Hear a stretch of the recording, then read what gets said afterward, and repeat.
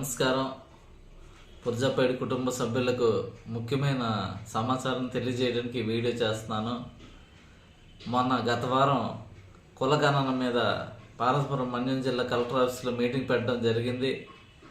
మేమందరం వెళ్ళాం, శాంతిరాజు గారు కూడా వచ్చారు. అయితే ఈ విషయంలో ఒక ప్రమాదకరమైన విషయం తేలింది. అయితే పార్వతీపురం మన్యం జిల్లాలో 27వ తేదీ నుంచి, అనగా నిన్నటి నుంచి కానీ ఈరోజు నుంచి కానీ కులగణన స్టార్ట్ అవుద్దని చెప్పారు. ఆ కులగణన ప్రొఫార్మాలో PAIDI SCలో ఉంది.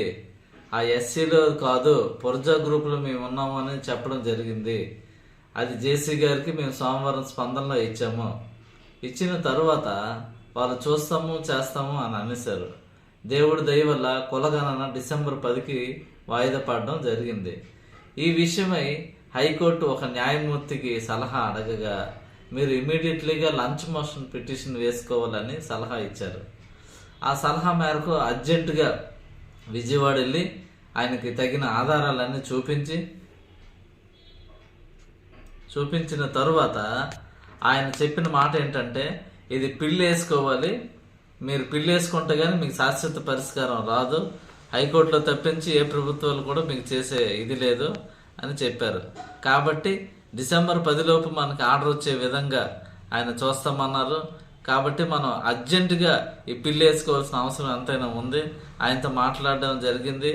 కాబట్టి ఆయన ఇంకొక మాట కూడా చెప్పారు, మీ దగ్గర పాతవి ఏవైనా కూడా PYD SC సర్టిఫికెట్లు ఉంటే పట్టుకొని ఇమీడియట్లీ రమ్మన్నారు. ఈ శనివారం వెళ్తున్నాము. శనివారం వెళ్ళి ఆయనతో మళ్ళీ మాట్లాడి పిల్లి వేయడం జరుగుతుంది. ప్రతి ఒక్కరు గమనించాలి, వ్యక్తిగతంగా ఫోన్ చేసే సమయం లేదు. ఆయన కొన్ని ఆధారాలు చేయమన్నారు, కొన్ని డాక్యుమెంట్స్ తయారు చేయమన్నారు. ఆ డాక్యుమెంట్స్ అన్నిటికీ కూడా ఆ పని మీద తిరగడం జరుగుతుంది. కాబట్టి ప్రతి ఒక్కరు ఈ వీడియో ద్వారా స్పందించి నా నెంబర్కి మెసేజ్ కానీ ఫోన్ కానీ చేసి సమాచారం తెలుసుకోగలరు. అలాగే ఎవరైనా